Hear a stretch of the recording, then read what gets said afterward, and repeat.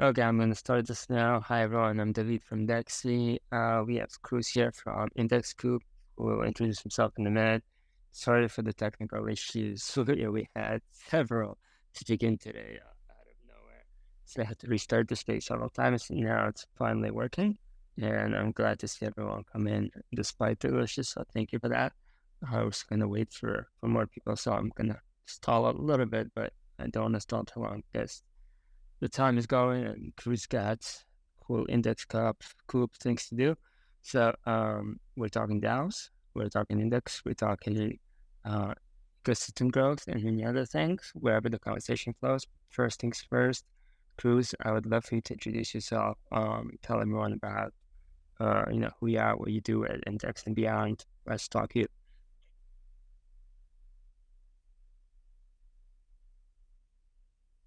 Hello, hello. Thanks for having me. Yeah, I am Cruz from the Index Coop. My role at Index is ecosystem growth. So I do partnerships and communications of all sorts. Index Coop is a DAO building in DeFi. We build on-chain structured products. So similar to ETFs and TradFi, but we build them on chain. So we've got index tokens where you can just buy a simple token to get exposure to a basket of assets or an automated strategy. We've got a variety of products that we can go through. But yeah, I'm ecosystem growth lead at Index Coop, and my name is Cruz. There's this thing. Very true. Okay, let's talk DAOs, right? So I've played around with Index Group. I'm DeFi, so I want to try everything myself and try every single strategy out there and different coin out there. But realistically, in an adult way, I should be just trusting Index and not playing around too much on my own. So I appreciate the product, but I'm curious in the DAO context. Well, you have a product that works. You have financial product that works. You have users for it. You have everything you need. Why a DAO? What does it give Index? What does it give you guys? What does it give the team? Is it what was the motivation for it? Just like, hey, let's give the power to the people. Well, the origin story is actually quite interesting. I think. Let me clear my throat here for one sec. So the Index Coop DAO actually came after our first product. The first product launched was the DeFi Pulse Index, DPI. Has the most holders of any index token. It was launched in September of 2020 at the tail end of DeFi summer. So DeFi had just exploded as a new use case built on top of Ethereum. And predating Index Co-op, there were two organizations. Set Labs or Set Protocol was kind of the protocol that they built, and then DeFi Pulse. Those two entities came together. Set Protocol is kind of the underlying technology stack that Index Group products are built on. It is a protocol that allows you to issue an index token and specify what the underlying components are of that index. We can get into the nuts and bolts of how that works later. And then there's DeFi Pulse, who you would be familiar with if you had been around back in 2020 or 2021. I definitely remember DeFi Pulse, yeah, for sure. Yeah, DeFi Pulse was essentially the leaderboard of DeFi protocols. They had invented the term TVL or total value locked. So they created DeFiPulse.com was kind of the front page of DeFi. You could log into DeFiPulse.com and see, when Aave came live, you could see them climb up the TVL leaderboards as they attracted more and more capital into their protocol. So those two entities came together. Set Protocol had this, technology layer for building index tokens, and DeFi Pulse had the data. They had the DeFi leaderboard. So they just came together to launch the DeFi Pulse Index, which is a market cap weighted index that gives you exposure to all the top protocols in DeFi, and it regularly rebalances, to follow the DeFi leaderboard that DeFi Pulse was maintaining. And then to grow the product, they decided to launch a DAO called Index Co-op to essentially be the growth marketing arm for the DPI product that already existed, but was, just starting to grow and just starting to find product market fit. So they created this index token, and anybody that was providing liquidity for DPI got the index token. That was kind of the initial genesis event. Set protocol got some tokens, DeFi Pulse got some tokens.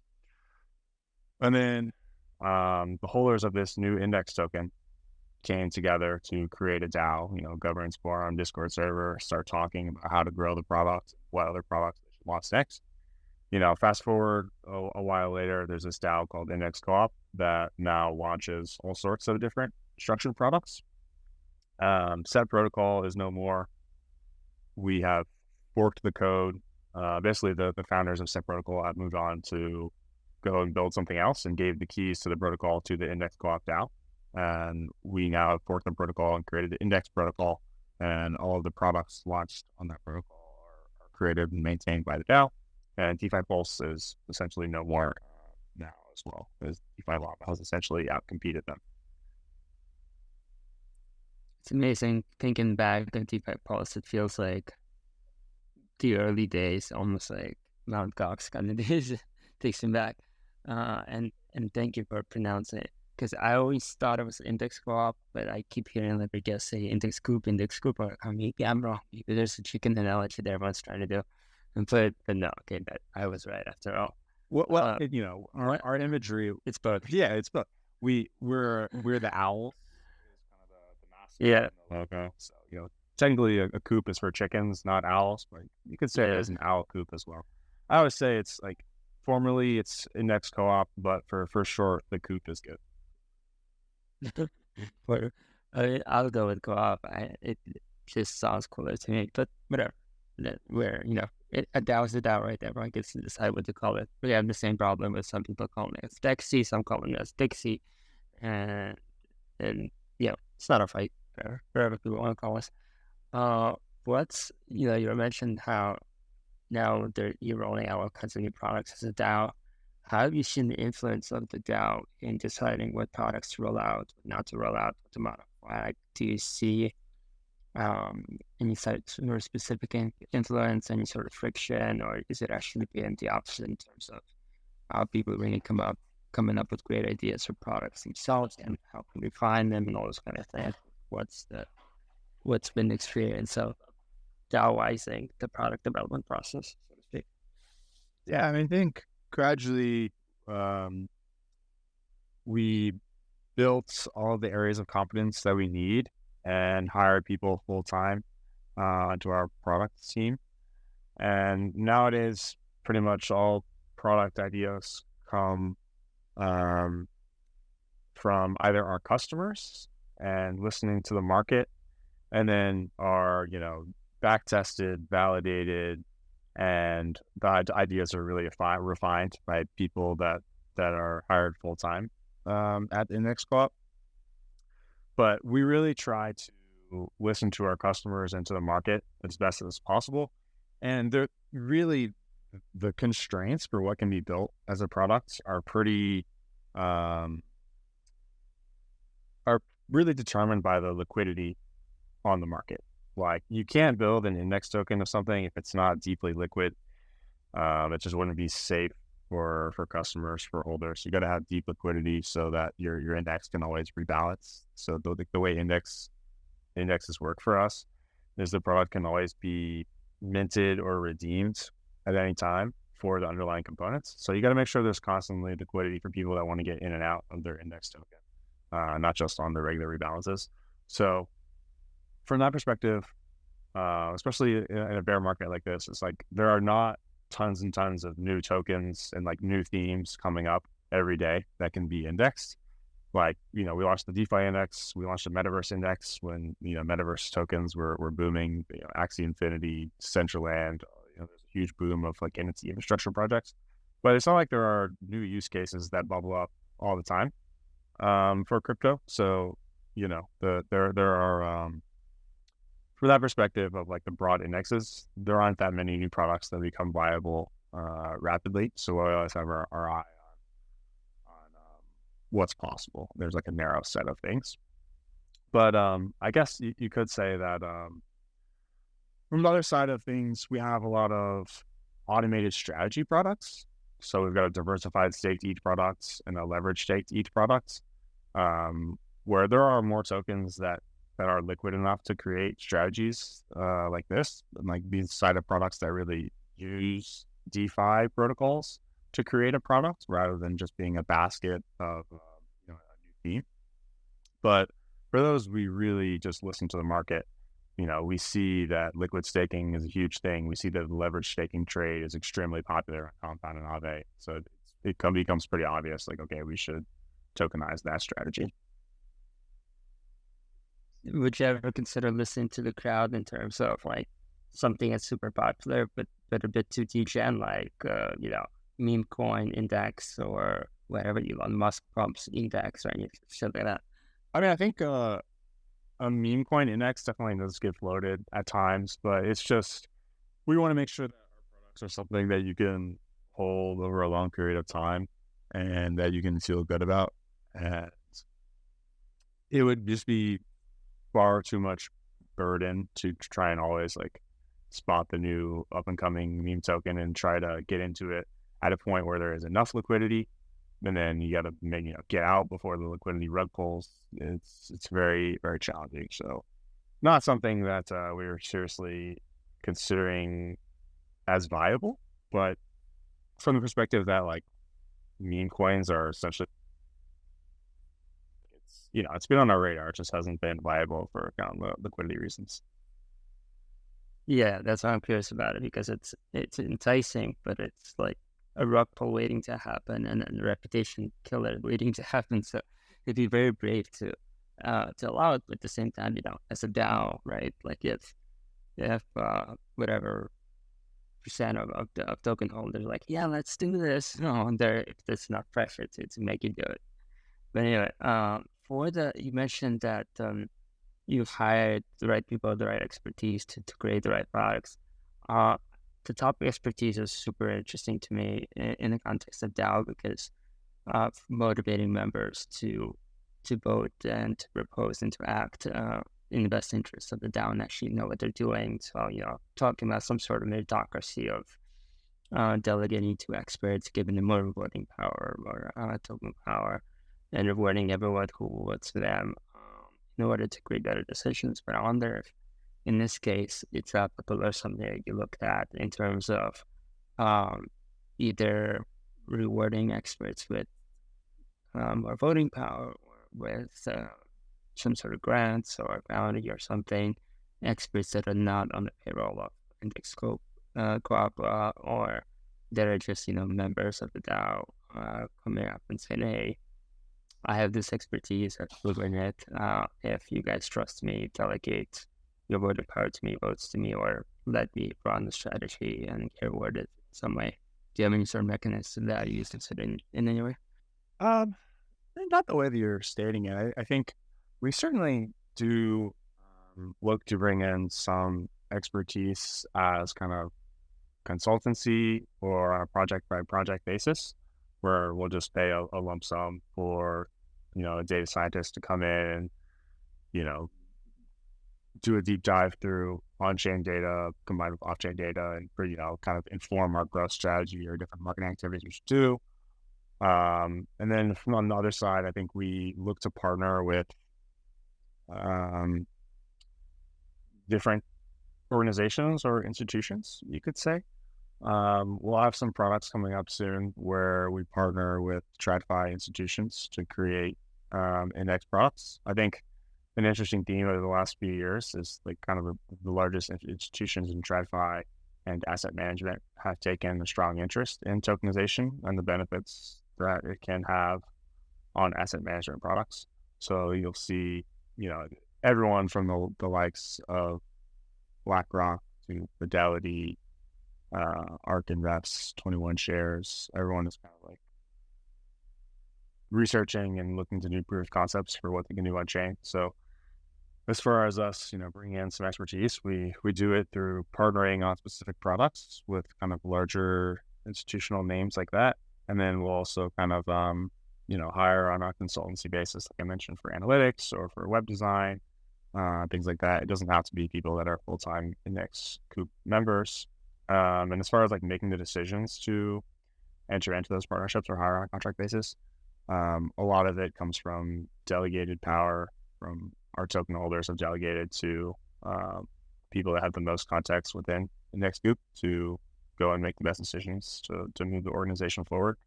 I think a lot of our investors and token holders recognize that they want to see Index Coop succeed, and the best way to do that is to delegate voting power to the people that are, in the trenches day to day.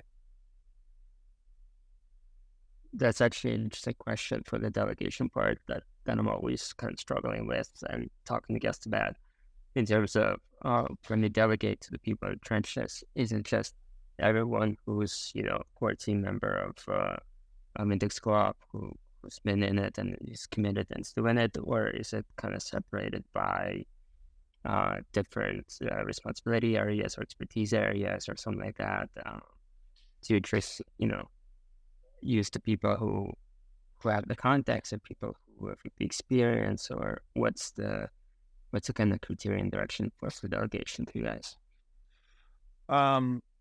Largely, we have kind of the delegated leadership within Index Coop. We call now the operations pot of just a few core team members that kind of take an executive leadership role and do all of the kind of strategic planning, financial forecasting that an executive team kind of would traditionally do. So some of our VCs and larger investors delegate to that pot. And then also, I think a lot of our core team members, all of our core team members have a vesting contract where we're going to receive more and more index over time. And we have unlocked the voting power of the vesting tokens so that all of the core team members have, a fair amount of voting power themselves as well. That's kind of a check, I guess, to the operations plan.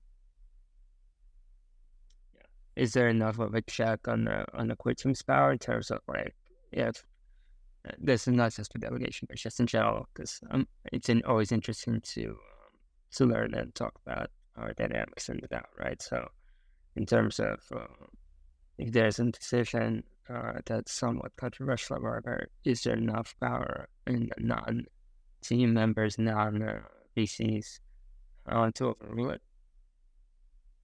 Non-team members and no, I mean, if the whole team and all of our VCs are on the same page, there's not enough token power out on the market for outside actors to veto. I don't believe, but possibly if every token on every exchange and DEX pool, but certainly I've never seen anyone amass that. If they did, they would really have to bid up the price of index a heck of a lot, and it would probably not make sense for them to vote against all the people that have the highest context. If it takes you doubling or tripling the market cap of index to do it, you'd really be shooting yourself in the foot.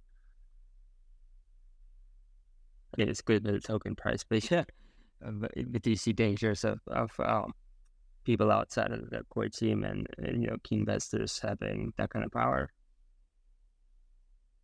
Yeah, I would say we haven't had a lot of super contentious decisions go to an on-chain vote. With the way votes are these days in Snapshot, you get to a yes or no of a pretty clear step forward, and it's usually not all that contentious. There's a lot of contention and just strategic decisions. Should we prioritize this or that? And we kind of handle those things with just meetings.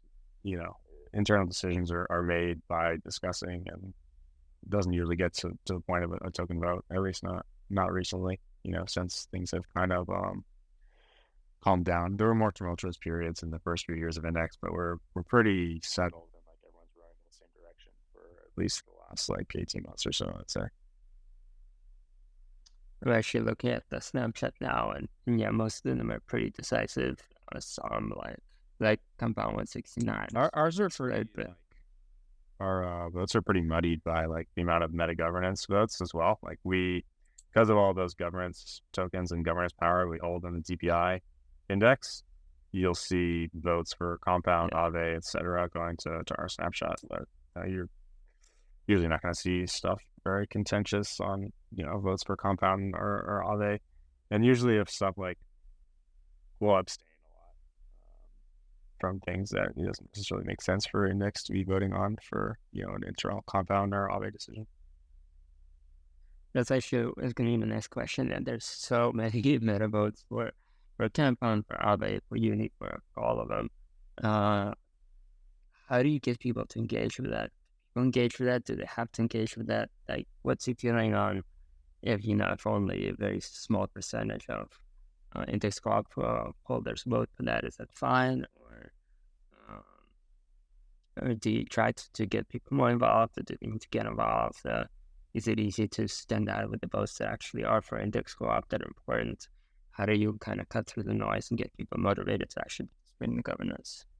I mean, we don't want our people spending tons of time like thinking about the governance of other protocols where it doesn't affect us, like just disrupt our focus. So, our head of DeFi partnerships, you will typically look at like every one of those votes, and like if it matters to the DeFi ecosystem, he'll give us a steer on, hey, like here's why I think this matters, and you should vote for this. But no, in general, we don't want our people spending too much time on the governance of other protocols. Some people do it as kind of like a hobbyist project. You're just very interested in DeFi governance, but it's not mission critical for us. And then in the same kind of direction, I'm looking at the quorum sizes because that's another thing that I've been looking at a lot. How to set high enough that it's actually decentralized, but low enough that the decision gets made. I see a lot of them are 5%. Is that kind of you decided on to get enough to actually get votes based on how many people actually participate, and you sort of logic behind how you set quorum sizes? Yeah, honestly, I couldn't speak to the science of setting quorum sizes, but it's definitely something that's simple for us to hit if we want to. If we want to delegate to people that are paying attention. You want to make sure your quorum's gettable without you having to spend the enormous amount of elbow grease whipping votes. So let's talk about your part now, right? So ecosystem growth, what does that actually entail? How does it walk me through how you've been doing it and things you found along the way? Because it's something that's, I think, all DAOs deal with and applicable to. So, for all the listeners out there that just formed a DAO or thinking of forming a DAO, share a bit of your expertise, a bit of experience in that. Yeah, my role is essentially growth, marketing, partnerships. I certainly am in charge of a lot of communications. So I manage our social media, all of our PR. It's important to distinguish, like Index Coop builds products. We think of ourselves as like a lean startup building products in DeFi. So, if you're a DAO that's more concerned that isn't building and shipping products and iterating based on customer feedback, then my role is really not going to be relevant to you. But yeah, I don't know what to say as far as advice from people starting a DAO. Like my role is really not particularly going through my day to day, and what I do is not relevant to advising someone on how to start a DAO.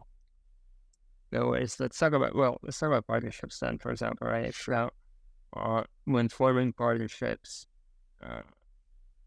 do you just find a partnership, make it happen, and then kind of present it to the DAO, or do you try to get a lot of feedback from the DAO?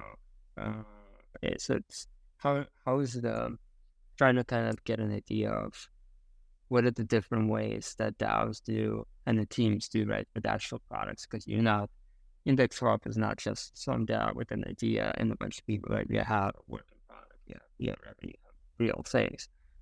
So with that, how much is it just the team does this thing, it gets what's better for the DAO, and then it lets them know, versus here is what the community is leaning towards, here's what I'm feeling that there's pressure to partner up with and expand to, and I'm going to go out and execute on that. Yeah. What's the balance there? I would say it's really about setting clear goals for your organization. For us, our goals, the North Star for us is net dollar flows. How capital can we bring into buying our products? So, a lot of my partnerships are on the distribution side. So we partner with wallets and dApps to make sure we can get good placement for our products. So, partnerships with wallets and DEXes that are going to be able to feature our products. For us, it's like we feel like we build great products that simplify DeFi for people and make people's decisions easier. So we feel like we can enhance the user experience of any wallet or dApp by featuring indexes. It just makes users more excited to use the products, and it makes them stickier by having, quality products that are suggested to them that, they can make a good decision by just things that are featured on the homepage of products. And we obviously also try to partner with big names that can get us earned media by partnering with TradFi names. And then also there's DeFi partnerships to enhance the user experience for people that want to hold our products or that want to use our products as collateral, etc. So getting our products listed on money markets, DPI has been listed on Aave, getting them into yield aggregators, etc. Obviously makes the value proposition of our products stronger. Gotcha. I see, first of all, I see Digital, I see Roman, and some of our regular listeners. So I'm glad to have you guys here. Feel free to join in. And I see a request to speak from Sajad, King Store. So I'm going to hear out. It's always good to hear from the community and from listeners. Sajad, you're on. It's just connecting. If you have a question for Cruz or comment, happy to hear it. It may not be on. Not. Actually, well, if the job comes on later, that's a question, then we'll hear it out. In the meantime, have you seen some aspects of community that's not really like conductive to? Sorry, DeXe, I'm reading the Trump indictment. You're reading the Trump indictment? There's nothing to read there. It's all great except it's not gonna go anywhere. But I mean, I hope it does. But not what's the disclaimer here? Not official position of DeXe, Twitter, X, or whatever. Don't ban me. But yeah, no. I'll read it later. If you have any insight on that, Don't get me started. I am interested in the fact it sounds like your DAO is basically a DAO that delegated all the votes back to the founding members, which makes just an interesting concept about what a DAO actually is. It's actually the opposite. We don't have the founding members of Index Coop were DeFi Pulse and Set Protocol. Both of those startups have disbanded, and the power now stands in the people that have come to Index and earned their tokens just by contributing to the project and building more and more products. The founders have actually all stepped away, and I guess I didn't mean the founders. I just meant the core team that runs it. Yeah, basically has all the power delegated back to them. It's interesting. Yeah, that's essentially true.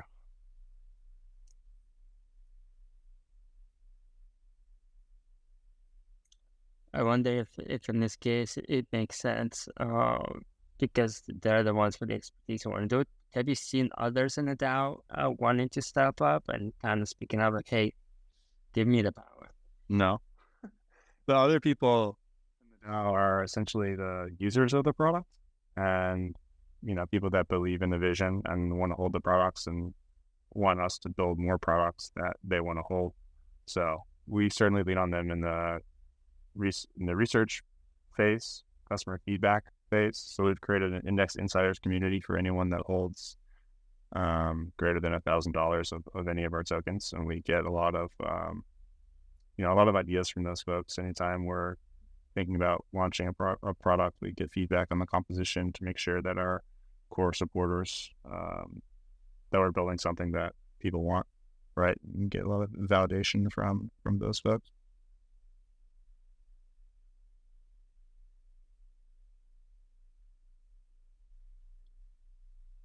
it's a very interesting case, right? Because we're always talking about power to the people. That's kind of the general gist of DAO, and how centralization is bad. But this is a case of centralization as working. Okay, so to me, it's kind of mind blowing, right? Because it does raise a valid argument.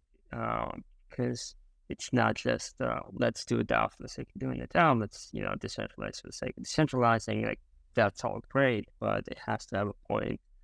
Practically, right? DAOs are not just thought experiments. They're supposed to actually do something, right? And DeXe obviously does something well.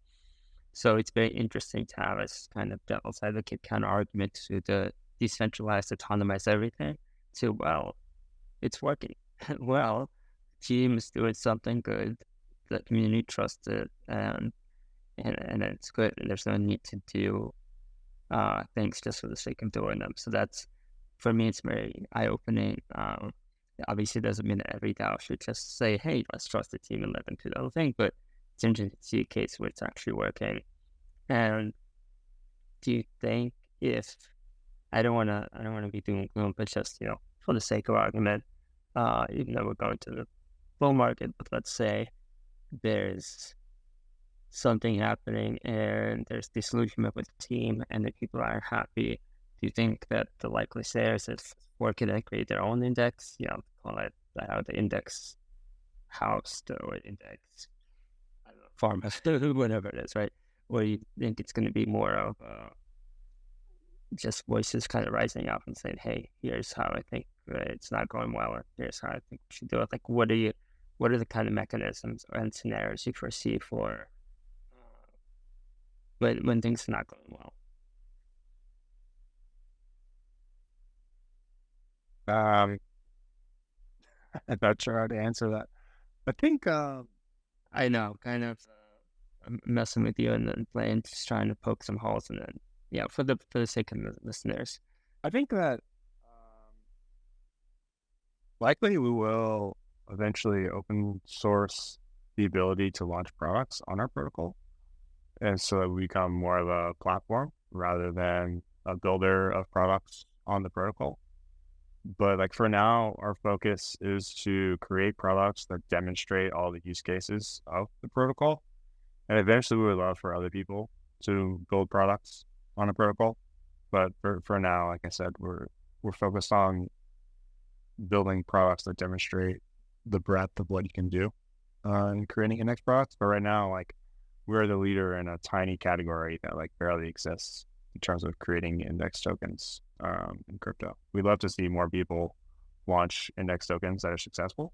Right now, there have been a few people that have launched some decently successful ones, but we'd love to see the space grow. And we recently launched a white paper called "The State of the On-Chain Structured Product Market," which you can download on our website or on our Twitter, where we went through all of the different protocols and products in our category and kind of just surveyed the industry.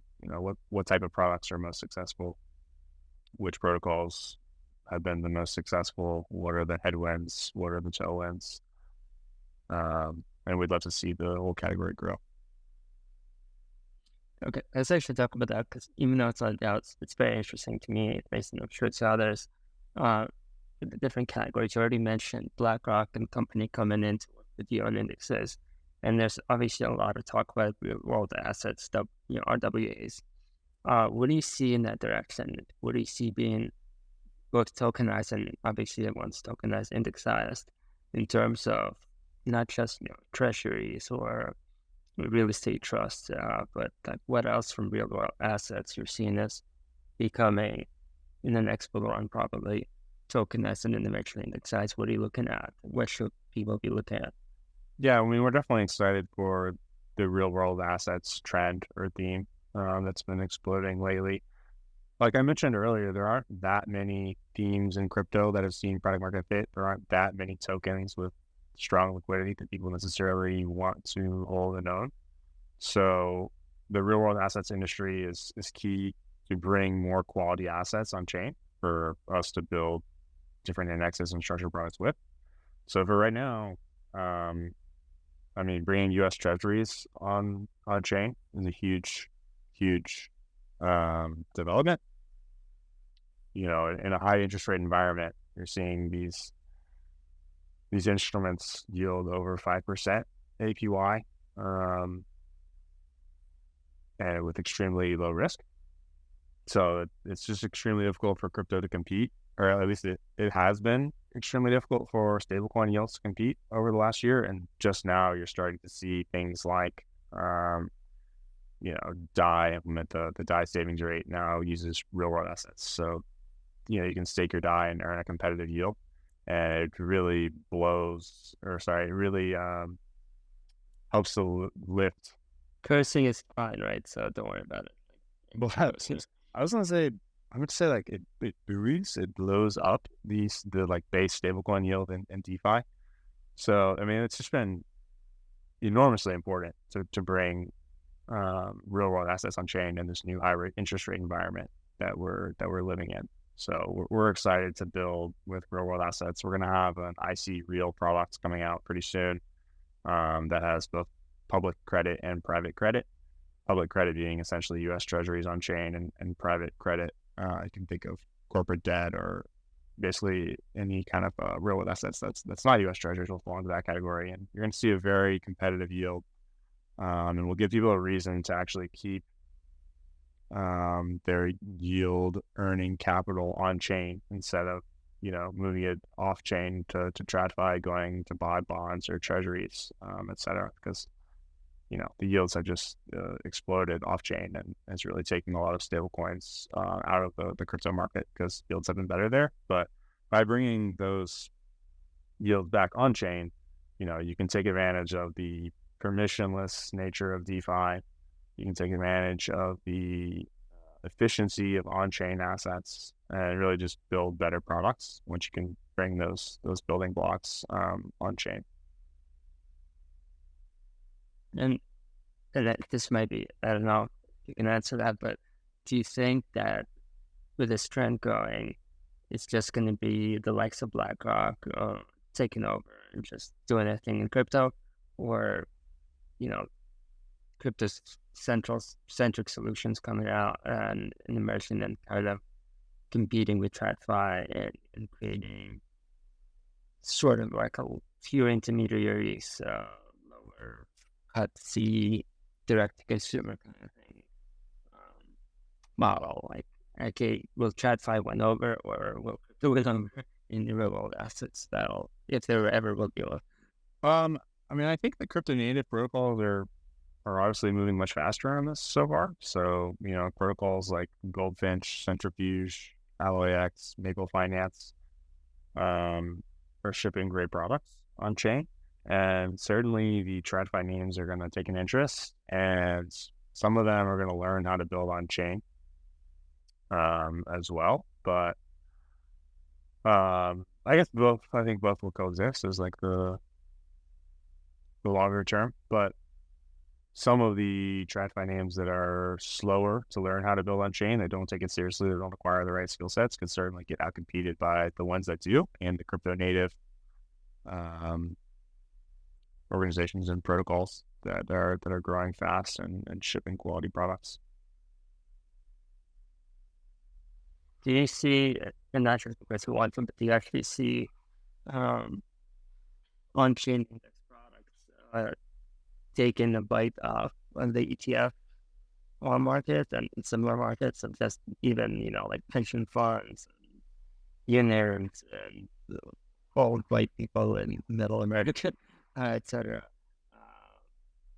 Understanding it enough, and, you know, once the onboarding is easy, once the part of the blockchain part of it obfuscated, going in and just, I hope that, you know, index and this open set and this thing in my retirement portfolio just like be normalized. Yeah.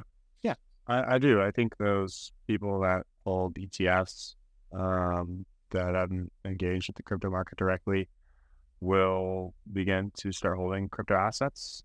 It will take, you know, on-chain products being also brought to traditional points of distribution. right? When on-chain index products are available through Fidelity brokerage or Charles Schwab brokerage, Interactive brokers, you'll certainly see a lot of kind of that customer segment also hold on-chain products. And then also, like I said, you'll see, kind of the traditional asset managers, the BlackRock, the Vanguard, et cetera, build products that are on-chain on the back end, but maybe are still distributed in those kind of more traditional asset management venues, like I mentioned, brokerage accounts, fintechs, et cetera. Yeah, I remember, my old life working in law and having my Roth IRA or whatever it was for 1K under an Urban Display, having choices of 5 or 10 extremely boring products from BlackRock and the like, of super safe stuff that had some, big blue chip stocks that, grew maybe at the rate of inflation, but not all exciting. I would love to see people at their jobs presented with, hey, here's a, blockchain infrastructure index, here's the whatever metaverse index, etc. And for people to actually know what it is, understand it, the retirees of tomorrow, the Gen Zs of today, whatever generation is next of today, I would love to see them having those kind of things with obviously that kind of long-term yield potential rather than obviously quick DJ kind of get rich and then rockable thing. I think it'd be really cool. Yeah, I mean, a Bitcoin spot ETF would be a great start. Follow it up with a ETH spot ETF and then a staked ETH ETF. I think would make a strong start into kind of legitimizing and normalizing these quality assets. And yeah, I'd like to see kind of some of the tenets and values created or pioneered in crypto of self-custody transferred over to the TradFi world as well. If you think about GameStop and the GME like getting sold short more than 100%, just a lack of transparency there, and also people being able to earn yield on their assets should be normalized as well, right? A lot of times your brokerage will take the shares you hold and loan them out or sell them short, and they'll just take all that yield for themselves and won't pass any of it on to the consumer. Yeah, don't even start on GameStop. GameStop saga, just the people actually doing something that should have worked and should have punished the manipulators, and that they still overpowered it just because they run the system. It's something that makes, I think, a lot of us more motivated to work in crypto and create a better system, basically. Right? Yeah. All right, that's all the time I have. Well, maybe one. Yeah, since I want to wrap it up. No, I want to wrap it up. Just the last thing I always say to the guys, like, if there's anyone you want to give a shout out to, any people in Twitter or any projects, this is it. This is your mic. Sure. I think I'll give a shout out to one of our developers. Goes by Not PB. Recently took us through a smart contract audit with Sherlock, big contest, and spent a lot of time hanging out, providing memes and vibes to the max with all of them. And devs are the ones that make things happen always. So I'll share a tweet of his here. You can go give him a follow. The tweet at the end of the top says, "I am always a student, never a master." Not PB. Smart contract developer. Just found them. Just followed them. Yeah. Cool. All right. So, for those of us listening on the Spin Quest on CVLA 3, the keyword for today is index, for obvious reasons. Again, huge thanks to Cruz for coming. Index, I think it's a very cool example of a DAO with a product that works. Yeah, I see it. And so thanks for that. Everyone, thanks for listening, especially despite the initial technical difficulties. We'll be back next week with more fun. Again, this is for everyone, so come up, ask questions, suggest people to invite, suggest topics. Happy to continue this DAO learning journey with you. So good the rest of the day to everyone here, based on whatever time zone you're in. Yeah, thanks, Cruz.